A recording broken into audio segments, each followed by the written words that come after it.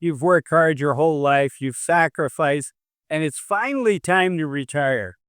But unfortunately, there are some things that I've seen people do, having been a financial advisor for over 20 years, that can instantly ruin your retirement. You've worked too hard to have that happen. So let's go for a walk. Today's my last day here on this beach in Costa Rica. Let's go for a walk and talk about how do people instantly ruin their entire retirements. Okay, the first one is I'm going to give you a financial one, which is they've got this nice retirement phase. Let's say it's like it is right now, where the stock market has done well, and they fail to realize that the way they're going to feel about stock market losses increases dramatically once they quit working. And maybe they were able to stay the course during the dot-com bubble. They stayed the course during the great financial crisis. They did not sell their stocks at the low. It withstood the pain. COVID happened, 30% correction in the S&P 500 in a 4-week period. Maybe they stayed the course for that, but you know what? Life is different now because they don't have a paycheck coming in. And if they didn't adjust their portfolio to reflect that, they can find themselves feeling a lot of pain when the stock market goes down 15, 20, 30% or more. And it can go from being, uncomfortable. None of us like when the stock market is down. None of us like losing money, seeing our accounts go down in value. But it goes from discomfort to angst. They can't sleep at night. They have this feeling in their stomach that they just can't get rid of, this knot in their stomach, and they just want the pain to stop. And unfortunately, that can undo decades of work. So that's the very first one. The second one is isolating themselves, not building a new social circle.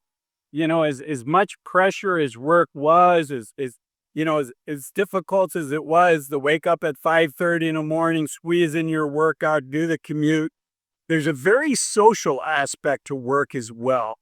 And we as humans, we're social creatures. We need people in our lives. Some people need folks around them more often than others, but I think all of us need some people at some level. And so keeping up with their old friends, making new friends, putting themselves out there, finding their new passion. If they don't do that, if they isolate themselves, my experience, and I'm not a clinical psychologist, I'm not a psychologist at all, but my experience is those folks, that path can easily lead to depression. And I don't want to see it lead to depression for you. Okay, the third way people can ruin their retirement is, frankly, by not spending their money, by not doing the things that have been on their bucket list that they've always wanted to do. This place has been on my bucket list. I'm finally here. And I've been retired 6 months, and I can tell you, I'm still going through, even though I've done this professionally and advised other people, it's still hard to go from being a saver. Many of us are super savers.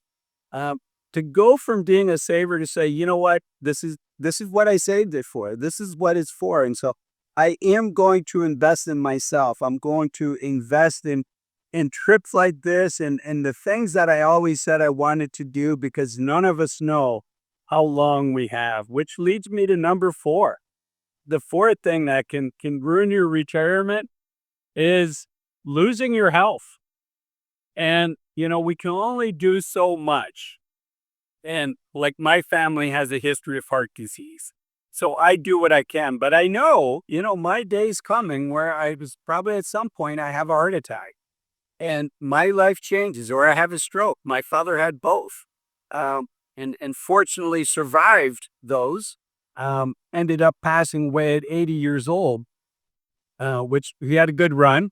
And I think he was ready to go, but I want, when my moment comes, when I lose my health, to know that I did everything I could to keep it as long as I could, and that I did things like this. So it's the combination of that, keeping your health and giving yourself the freedom to do things like trips like this and whatever might be on your bucket list.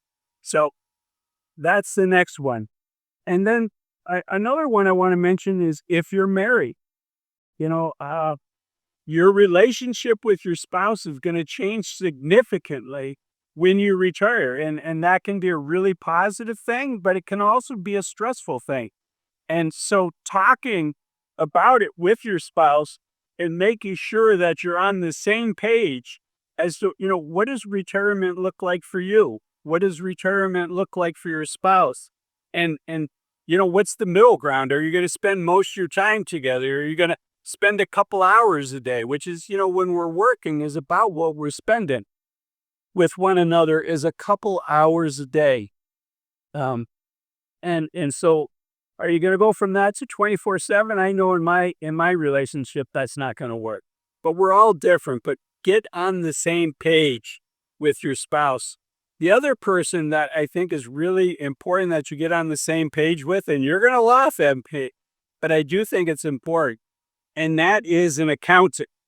Get yourself a good accountant, because one of the expenses that retirees often underestimate is how much money they're going to have to spend in taxes.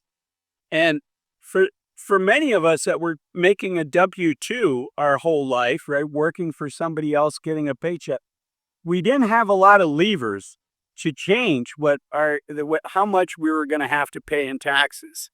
But now, really, for the first time, we do have some levers, and you want to use those levers wisely. A lot of people drive down their income as much as they can when they first retire, because, hey, for the first time in your life, maybe you won't go on any federal income tax, or maybe it'll all be at 10%. But rather than strive for zero, one of the things to think about is the U.S. has 7 different income tax brackets. And really we have 8. The 2 lowest are 10% and 12%, and then jumps to 22%, 24%, and goes up. There is no 14%, 16%, 18%. It goes from 12 to 22%. And financial advisors call that filling up your low tax brackets.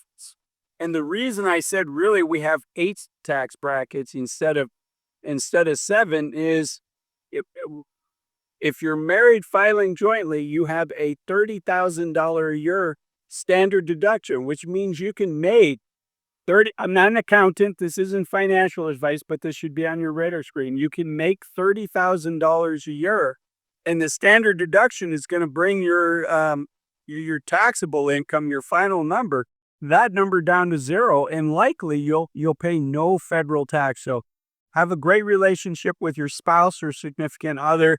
Invest in that. Invest in a relationship with your accountant or a fee-only financial advisor. Think about your taxes, and also think a lot about when you're going to retire, because that we cannot undo that. Once those years go by, then they've gone by, and we can't say, oh, you know what, the transition to retirement was easier than I thought, and I enjoy retirement more. I want 2 more years of retirement. Well, that ship has sailed, and I want you to get every day of retirement that's right for you.